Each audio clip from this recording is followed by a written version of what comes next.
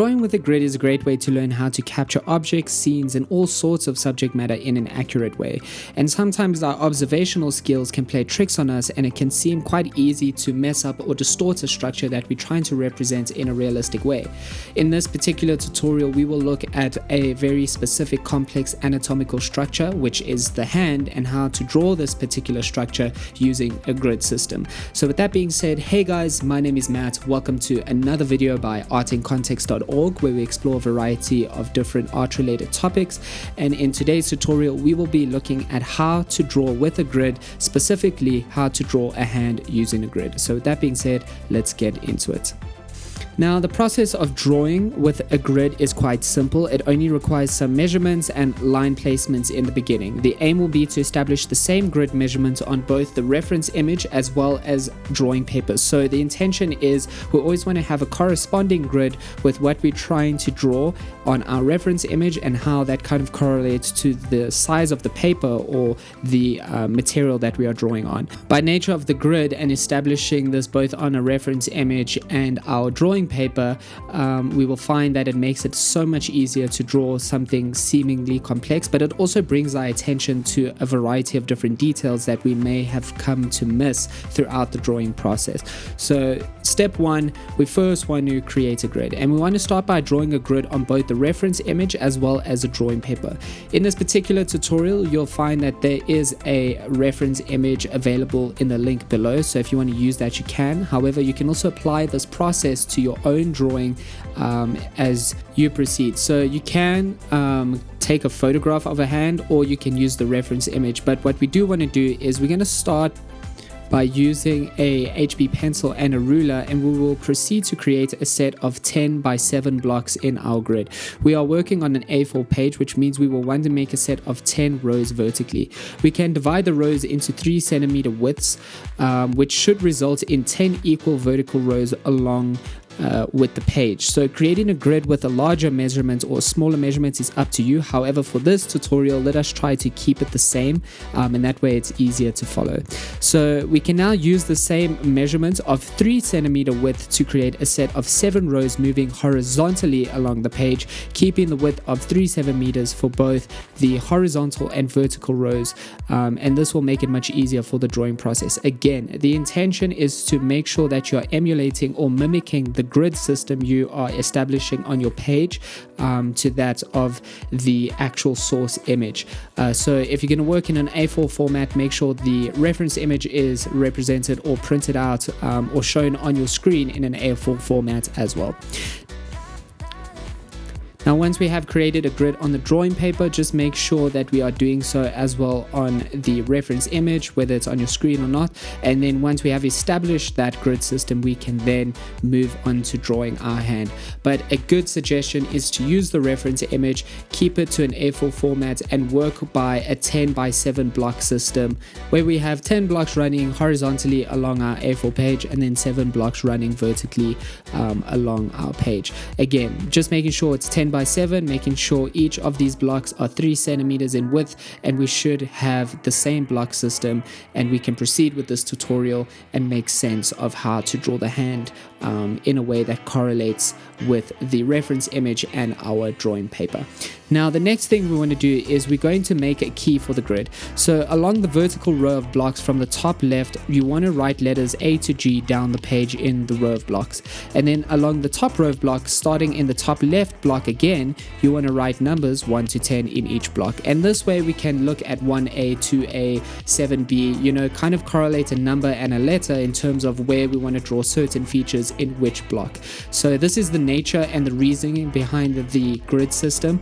And basically in doing this and making sure it is an exact replica and size and format on our reference image, we can then kind of make sure or trust that we are representing the same features in the same block as we proceed with our drawing. Now we should have our grid system established at this point, and this is where we can actually proceed with drawing the hand. So starting in block 1G, which would be the bottom left block of the page, we want to start our drawing.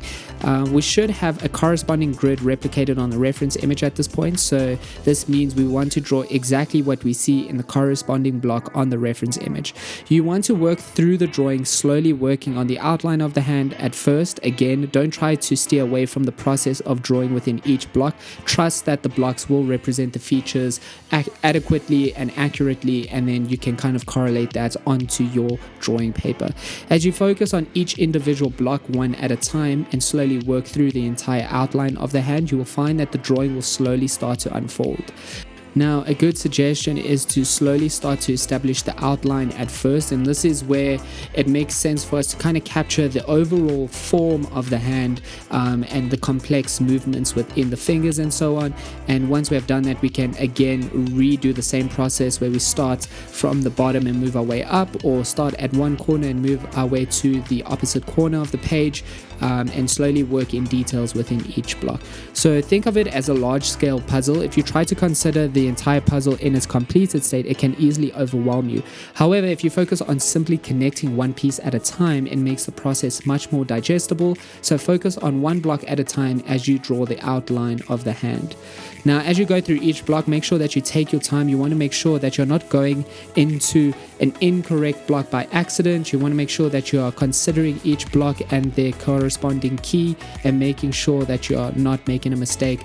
If you do so, this is why we are kind of working on the outline with a light pencil sketch in this early stage, and you will find that you might have to go back and forth with your eraser.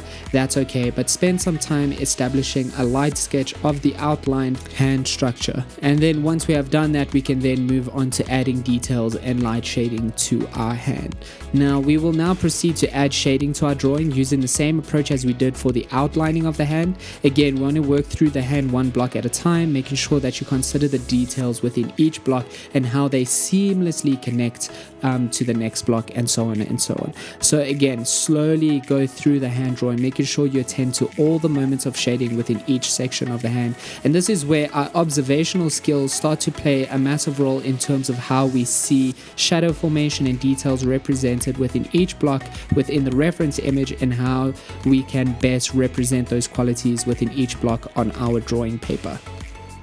Now, with shading, we do want to consider how dark different moments of shading are represented in different parts of the hand. And naturally, again, this is where we see where as we go through each block, we will find that there are these subtle gradient shifts between shading.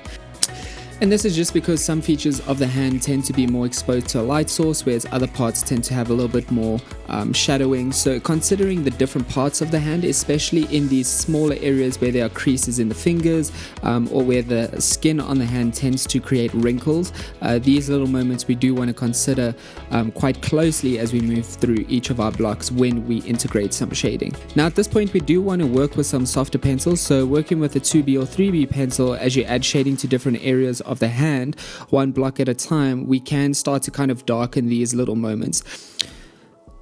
So a good suggestion is to add in these lighter moments of shading first, which you can then develop towards these darker tonal values by adding darker shading on top of that with these softer and darker pencils. As you go through the drawing, you do also want to consider what details are present within each block of the reference image. Again, we really want to make sure that we are taking our time and considering each block as we move through our drawing paper, and kind of correlate or making sure that we correlate the blocks on our drawing paper to that of the reference image. In the reference image, we can also see that the hand is well lit, so it's exposed to a light source quite well. So there are these distinct shadow formations within the hand near the finger, and this is just because there are these really exposed areas which are causing a lot of shadow formations near these or towards the areas that are least exposed. So we want to make sure that we are taking our time capturing these features within the hand. Another area of the hand to focus on is the creases in each of the fingers. So as well as the fingernails, we do want to make sure that we are taking our time in terms of representing these qualities through the shading process. So naturally, these little details are very subtle and have these really small shadow formations, especially within the creases of the hand that run along the joints. So spending time on these features and really trying to capture these small indentations and protrusions within the hand are really important. And the idea is that we do want to make sure we work through each block one at a time, spending time on each area of the hand. And as we keep this in mind, we also can do so as we move from one side of the hand, shifting through each finger at a time, and simply by just focusing on one block at a time and working through the entire drawing process and slowly layering these details and kind of repeating this process until we add in some darker shading and ultimately refining it with these final touch-ups, we will inevitably end up with a realistic hand. And the idea is that as we work through these blocks, what we are seeing are these smaller little micro drawing moments where we are basically drawing curves and lines and little shaded areas, and basically this is where we can see how the reference image and its grid system can really assist us in our drawing process in terms of observing and really capturing the smaller details present within the entire hand structure.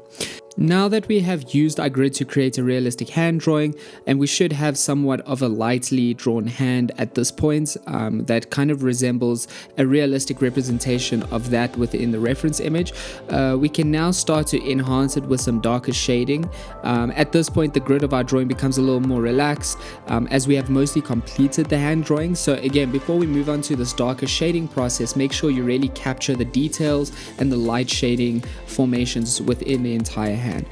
Now, using a grid for drawing does help to establish the form and structure of objects as accurately as possible, and then once that is done, it can then be furthered by the use of details and then shading, and then enhancing that shading by darkening it with a darker medium. As the drawing becomes more refined through this process of layering shading, we will find that it becomes more realistic each time we go over it, and we will find that naturally we get a bit tired, so we do want to maybe rest in terms of not necessarily messing up the drawing. So having a little rest in between your drawing process can really refresh the brain and allow you to come back with a little bit more of an awareness and attention to detail. Now at this point, you can start to use darker pencils like 3B pencils or even shifting from 4B pencils and upward to enhance and darken the contrast of the details and shadows within your hand drawing. You shouldn't necessarily need the grid to guide you at this point, however you can still use it to assist you in your shading process just to keep it consistent. But basically, the grid system does help you to establish the form in the beginning, kind of to help you or assist you with the early shading process. But at this point, we can start to basically work our way through the shading process a little bit more intuitively in terms of which areas need to be darkened or a little more outlined, and so on and so on. Again, shading is a little different from simply outlining. So this means that there are more complex and nuanced moments that the shading can evoke within the drawing. And this is where we want to spend a lot of time on. And it's really a process that we can take into our own hands at this point. Some key things to think about is that once you have established an accurate grid system that correlates between an A4 format on your reference image and that of your drawing paper, it's a matter of kind of establishing the general shape and form and outline of the structure that you are drawing, in this case a hand, and then from there using that system to then help you understand the placement of features and shadow formations. But honestly, from that point onward, it's merely a matter of taking your time with enhancing your shading with some darker mediums, and this is where you can start working with those darker pencils and potentially even mediums such as ballpoint pen to really enhance or give a more graphic feel to your drawing. But otherwise, from that point on, it's really a matter of how much you'd like to keep adding to your drawing, and this means you can enhance it however you like in terms of using darker mediums or other mediums to kind of give your drawing a little bit more of a nuanced and more interesting or darkened quality. But otherwise, guys, that is the general process of how to use a grid when you want to approach a drawing. Again, doesn't matter what you're drawing. Once you have established a grid that is the exact same in terms of scale and format and number of blocks, you can then use that on a reference image and follow the exact same process in terms of how to represent it within your own page. So making sure that you just stick to the same formatting and measurements in terms of establishing your grid, how many blocks and rows that you use, and then ultimately the size of your paper or the size of your screen in relation to your canvas or paper. That's also important. But I hope this video was helpful and informative. I hope there are some key concepts and ideas that you can use and take into your own drawing process. If you did like this video, please let us know in the comment section below. If you're interested in other related topics, if you could like the video and subscribe, that is a massive help for us. It enables us to grow the channel and ultimately allows us to make more art related content for you guys. But otherwise, thanks again for tuning in. That is it from me today. Until next time, cheers.